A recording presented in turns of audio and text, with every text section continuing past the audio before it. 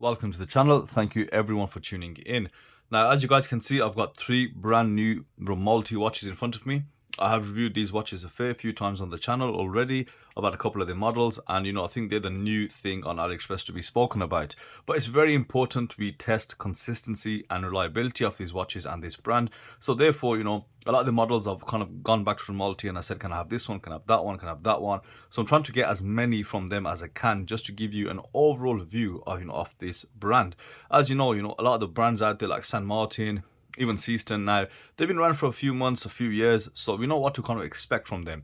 But Rmalti are still very new, so it's important not to get carried away with all the hype and make sure we get a good kind of overall well-rounded opinion of Rmalti. So therefore, I've got three watches here in front of you. I do also have the Sports GMT GS Homage, which I was kind of raving about, and I'll be reviewing that and doing two unboxings. Now with the unboxings, I want to keep them short and sweet so I can do the full reviews and focus on the GMT, which is the one that I want to look at today. So let's go ahead and start unboxing. The first one I have is the 36mm, let's say DJ Homage. Let's get the paper off. And let's talk to you a little bit about this before we move on to the other watches. This is the RM006. Now, bear with me while I get the rest of the plastic off. So now all the plastic's off, I've cleaned up a bit. Let's have a look at this RM006. It is the 36mm option. Now this comes in at just under £140 with the Seiko NH35 movement. It has a sapphire crystal, full stainless steel case construction, a screw down crown, screw down case back, I think with around 100 meters of water resistance. And now this comes in also a few different varieties, Rmalti being themselves, but we've seen they give you great dial options and a lot of different colors. But you also have a few different variations. You've got a fixed static bezel, a smooth bezel. You've also got the fluted bezel options. You've also got date and no date complication, but that also means the movement is the same, the Seiko NH35, so you will have a ghost position with the date disc, which I've confirmed with this one. That is kind of understandable because you've got date and no date in the same line. So I think, they don't want to go and get the NH38 to build certain watches and, use the NH35 to build some watches. But don't get me wrong, it is lazy watchmaking. Bearing in mind we have the movements available, and AliExpress as of late has loads of NH38 movements and open heart movements. So it's definitely something they can get their hands on. And with this dial option that I have, it's that tealish blue color, and you've actually got actual Arabics for the numerals. And you know what? No, it's not a Bliga. Bliga are very popular. They've got a lot of these cases. But I think one notable difference is the fact that this is brushed on the lugs as opposed to the fully polished cases. And the bezel itself looks a lot better. It's a very slim bezel. And what I find with these types of homages or these cases, the slim bezels look the best. A lot of them kind of mess up and they give you those wide angled bezels, which don't really look that nice. So yeah, this is the watch. It seems to be okay in hand. The bracelet is a bit jangly. It's going to be a bit loose because due to the design of it. But overall, it seems good. It does seem okay. Let me give you an overview of the dimensions while we're here. So it is supposed to be 36. And what do we see? It is bang on 36. So not 37mm like we see with a lot of other brands. Thickness is 12.4, slightly on the thick side. But the sapphire crystal does protrude just slightly. Lug to lug is 44mm, while very compact. You'll notice it does have male end links, and the overall lug to lug comes to around 49mm. And you also have a 20mm lug width. Bracelet does have a really nice taper down to 16mm, and it goes up to 18 at the clasp. So they're not just, 17.5 at the clasp. So they're not just recycling clasps and bracelets. So this clasp has been particularly made for this watch, and I believe it looks good. It does really fit that profile of the bracelet much better. If they had used those, maybe a 20mm clasp or an 18mm clasp, it would not really look that nice. 4 micro adjust as usual, fully milled internals. And for £140, it looks okay considering all the different dial options you get. So let me put this one away. Let's move on and let's open up the next one. On to our next one. Let's see what we have here. This is of course the 62 Mass Homage. Now I already have one, which I haven't done a full review on. However, I did see this bracelet version, and I wanted a chance to look at the Birch style dials, and this comes with this tealy green Birch dial, and yeah, I want to see the bracelet, and so I'll probably do a full review on using both the models. Again, a good indicator of consistency. And let's see how they keep that up. So let's get all this plastic off. So in terms of specifications, Seiko H35 movement, sapphire crystal. I have confirmed it with my sapphire tool because I think the previous one was mineral glass, but they did state that on the listing, to be fair. You've also got 200 meters of claimed water resistance, screw down crown, screw down case back, 120 click unidirectional bezel with a, I believe it's a brushed steel insert. I don't know if it's loomed. I know the dial and hour markers are definitely loomed. I'll check that out in the full review. And of course, you've got the stainless steel bracelet with solid end links, solid links, screw-in links, that milled clasp, Rmalti design. And what the? So you've got two micro adjusts. I don't know why they've done that. It clearly looks like they've missed another two out. So maybe I think the first proper QC issue that we saw from Rmalti. And it's not a good idea to send a watch like this to a reviewer, is it? Because obviously I will talk about it. But, mistakes do happen. Hopefully this is not the standard. And if anyone's ordered this, please let me know if you've got two micro adjusts. Definitely get them to send you another clasp. The bracelet, it looks to be well made. Bracelets are tricky for the 6.2 mass, as you guys know. For all the Homages on there, I don't like the bracelets because nothing is done right. This one looks slightly different. That center link on that male end link looks to be quite short in comparison to the rest of them out there, so I'm interested to see how that weighs.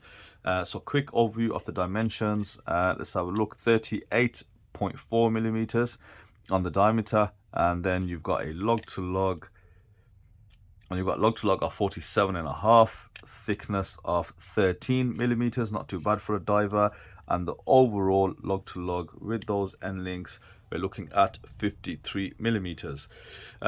Bracelet is 20, tapers down to 18, and back at 20 for the clasp. So the price for this is £170. Not bad, which is kind of the going rate for these kind of Homages. I think Seaston sits around the same price as well, and San Martin, as you know, are considerably more for the 37, 38 millimeter watch. So definitely interesting to look at this. I love that dial. Very nice dial, that Birch style, and they have, I think, a white version as well. But Rmalti, they've got, I think, mix and match styles. They've got just so many versions out there, and the hardest thing you'll find is trying to find the dial for you. But I like it. I like, the clarity of that printing on there. So let me go back, have a good play around with this, and come back with a full review on both the 62 mass Homage that I have from Rmalti. So now, time for the watch you're all probably waiting for. And I've got to do these reviews like this now. As I said, so many unboxings to do. I think I need to do a review and unbox at the same time. So this is the RM001 GMT version. This is the one that we've all been waiting for. I was mega excited about this. In fact, I reached out to you guys on the community tab and I asked what color should I go for. Now this comes with 5 different color variants. You've got the Sunburst Blue, which comes with a red GMT hand and a light blue GMT. You've also got a linen grey dial that we saw on the previous RM001, and that comes with the same blue and red GMT hand options. And you've also got the Sunburst grey with the red and blue GMT hands. And I wanted the grey and red so much because I feel red against the grey background looks stunning. But you guys recommended to go for the blue Sunburst with red, and I think overall visually, I think even for legibility purposes, it's probably the best option to go for. However, I've seen a couple of pictures from customers on AliExpress that use the grey, and I am a bit slightly envious, and that grey is just stunning against that red GMT hand. However, I have what I have, and this is what I'm going to review today. So let's give this a quick clean up. Let me take off all the the plastic, etc. So let's quickly cover the specifications. You've got a sapphire crystal, you've got a stainless steel case construction, including that bracelet. You've got 100 meters of water resistance. You've got screw down crown, screw down case back, and the watch uses the Seiko NH34 GMT movement. Now, in the previous review, I did put the GMT on the time graph. I'm going to do the same thing with this one because I haven't seen enough. I want to get a good, clear picture of how good these NH34 movements from Seiko tend to perform. And the case kind of shape, design, finishing, etc., everything is exactly the same as the RM001 minus the GMT features that you have on this modified or different version. Let me do the dimensions for you guys. You do have a 40mm case with a 38mm bezel, which should help the watch kind of appear smaller than it is. You've got a overall thickness of 12.2 millimeters, which is not bad. Then you've got a lug to lug of 47 millimeters, but of course you've got male end links, which brings that up to 53 millimeters. You've got a lug width of 22 mil, which does taper down nicely into 18 millimeters, and it's back up to 20 mil at the clasp. Crown size of, so it looks quite important, crown size of 6.4 millimeters, and an overall weight of 170 grams, so quite a weighty watch in hand. There's a lot of steel going on, but the watch already just does look amazing in hand. There's just so much brushing and finishing going on. Can't wait to get into it with you guys. So let's zoom in and have a closer look at what we have. So we have a very rich and deep, beautiful sunburst blue dial, which kind of transitions between, you know, some dark blues, blacks, and that nice deep and royal blue that you see in front of you. We've got a mixture of applied and printed features. First and foremost, that chapter ring, which is printed, and it's worth mentioning that it is perfectly aligned on all the hour markers. And just below that, above the 6, you've got some printed text, automatic in white and GMT in red, which perfectly matches that red GMT hand. We've also got a fully polished applied Rmalti logo. Moving on to the hour markers, what you'll notice is they are different to the RM001, where the center of these hour markers, they've got place for lume now, so therefore you don't have all that detail in the center of the hour markers, but in terms of the shape and design, they're exactly the same.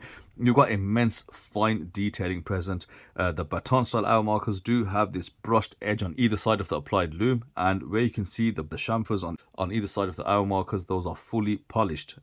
So the hour markers are quite wide, they do taper, and there's just a lot of detailing happening in such a small area. Now that similar style of finishing is present on the hands, which gives this watch a very uniform look. The handset is a Dauphine style hands, you know, GS style if you will. You've got some lume applied in the center, but you also got that coarse hairline brushing going to the center of those hands, those chamfered polished edges, that capped seconds hand. It's just immense detail to look at, and it looks very premium. You know, when you compare it to a lot of the other AliExpress watches that we see, you know, nothing really touches how well finished these hands are and the dial construction from Rmalti. You do have a framed date window at the 3 o'clock. It's finished well as per usual, but that dial is stunning. I love that sunburst. I think that red really pops and sticks out on that dial. And of course, it's all about those hour markers. You know, it's something which you could look at all day and just see how well finished everything is. On that note, it is loomed. Let's check out that lume. So you've got full BGW9 application to all the hour markers on the dial. It's applied well enough, you know, there's no patchiness, it looks good, solid. You've got slightly thinner lume applied to the hands, therefore slightly weaker than the applied hour markers. And you've also got a bit of C3 on that GMT hand, which is starting to slightly fade. There's not a lot of layers on that hand, but it is in green, which is kind of the usual thing you see. You've got different color lume on the GMT hand to kind of separate it.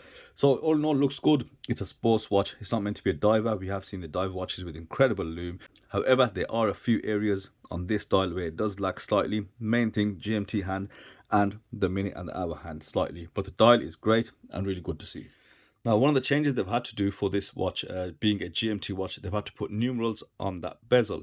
And, you know, they've done them well for the most part, right? They've been etched in nicely. They're filled with that black enamel-like paint. The only observation I've got here is the fact that the numerals, I feel, are just a bit closer to the outer edge than I'd like, and it's just mere, you know, fractions of millimeters I'm talking about, but you know, in hand you can definitely see they're a bit more spaced out, and I think that's a very kind of small observation, because once you look at it and you pay attention, you can definitely see where they should be down just a, you know, a touch. I mean, just by the smallest kind of margin, but the bezel is still finished well. You know, you've got that coarse brushing, the numerals, as I said, etched well, and all the paint is filled in correctly with no issues. Now, this is of course where the GMT movement comes into play, because you can set that GMT hand depending on the time zone you want to follow. Now, turning this clockwise allows you to operate the GMT hand, and anti-clockwise will allow you to change the date. So while we're on the movement, let's put this on the time grapher and let's see how well this one is functioning. So on the time grapher, it's running reasonably well. You've got a beat error of 0.3, which is, you know, well within tolerance. You've got a healthy amplitude of 259 degrees, and it is running roughly around plus 11 seconds a day with the dial up position. Now, I've always say with these time grapher, you know, shots that I show you guys, it's not a overall picture, it's just a snapshot, you know, with the watch in this particular environment, particular temperature, and, you know, the position.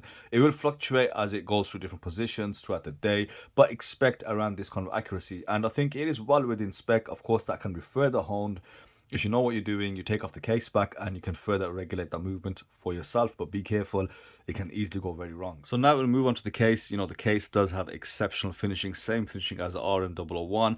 Just on those really slim lugs, you've got linear brushing present, you know, very fine satinized, going down to those tips of those lugs. On the inside of the lugs, you know, that small space, highly polished, giving you such a defining feature to the case. As you switch it over to the side, you'll find that polished beveled edge, yeah, and that fine brushing again, you know, clean and crisp transitions. You've got drilled lugs for you to do strap changes, because, you know, with these watches, they perform really well on a lot of different straps. Myself being a bracelet person, I would definitely keep this on the bracelet. So again, so moving on to the other side of the case, you know, same level of finishing, very crisp and clean lines, and it does look fantastic. It feels awesome in hand, so slick and smooth. Obviously not a sharp edge in sight, and the crown is also logoed up with, I think, 2 R's, fully polished, and yeah, you've got decent crown size, 6.3 mil. I think anything around 6.3, 6.5 mil is a good crown, because you do need that functionality. Crown function is good. It's not, you know, buttery smooth, but it's not gritty also, just somewhere in the middle, but it does function. And even with these gloves, which make it difficult, I can open and close the crown with no problems. Case back is exhibition. You've got the Rmalti specifications on the back. You'll notice they haven't specified any particular type of movement. They've just put Japan movement, which kind of saves them from going between NH35 and NH34. And, you know, there you've got the NH34 on the back. So let's move on to the bracelet. You've got solid end links. The end links do fit particularly well. I mean, there's no play in there, there's no movement. You've got no glaring gapping issues. You've also got very fine hairline brushing in a linear fashion, just going across that bracelet, very smooth in hand. I think the edges have been finished as well. They've been rounded off, so no sharp edges. And you've got 3 link style bracelet, and the 2 polished kind of sides to those center links are also separate. So effectively a 5-link bracelet. Great level of detailing, and this is such a high quality bracelet. The center links are faceted, whereas the outer links are just smooth and oval. You've got polishing on the sides, that looks good, and you've got screw-in links. The clasp, milled internals, just a fold over clasp with twin pushers. It's not the longer clasp, it's a shorter clasp, so they do kind of transition between different clasps, which is good because it's a bit kind of personal to the watch rather than just being generic. And then you've got 3 micro adjustments on this one. You know, I did mention about Rmalti design. Looks very similar or very close to Pagani design. I think Rmalti, or just that fancy R they've got on the crown, would have been more than enough. But that bracelet is seriously good in hand. You've got 20mm lug width, tapering down to 18 and then back to 20 at the clasp, as I mentioned earlier. A nice amount of taper, considering it is a 22mm lug width. I much would have preferred a 20mm, going down to like a, you know, 18 or even a 16. But how wide it is, it's a great taper. If it wasn't tapered as such, or like a 20mm taper, that would have looked too wide. But definitely a substantial watch in hand. Great weight on there. Now let me get this on wrist and let's see how it looks. So here's the Rmalti RM001 GMT on my 6.5 inch wrist, and the first thing you notice is how it just glides onto your wrist. That is such a smooth metallic surface, you know, including the bracelet and the case. It just literally slips on and you feel just smooth, you know, polished and brushed metal. And of course, second to that, you feel weight. It's 170 grams. Obviously, with the links taken off, it'll go down to 150, 160, depending on your wrist size. Even still, you've got really good level of weight. You know, we kind of associate weight with quality, and that is present. And the facets and the angles on those hour markers and the hands really help the light play. And that's what you get with this watch, just all over the place. On the bracelet, the case, you just get bags and bags of great light play. In different lighting conditions, the light is just dancing around this whole watch. And it is built really well. I think for £230, you cannot go wrong. No doubt, guys, if San Martin made this same thing, it would be over 300. pounds. You can definitely believe that. But yeah, I like what they've done. I think they can only kind of go forwards with this. They are coming out with a bi-directional clicking bezel as well for some of the other sports GMT versions from Seiko. Great job, you know. Aside from the numeral just being a bit toward the outside, I can't really see any other problems. The lug width I did mention as being a bit wide, 22 millimeters, but that taper down to kind of 18 more than makes up for it. Difficult to find those negatives about the watch, and I can't really see any, and you know, even as far as deal breakers go, I can't see any of those. It's just down to the name, isn't it? And you know, if it wasn't for the name, I think these would be selling a lot more so. But this is my full thoughts on the watch. I think it is incredible. If you want to get one and look past the name, definitely get one. You will not be disappointed with the build quality. So that's it from me today, guys. I hope you enjoyed that review, and I'll see you on the next one.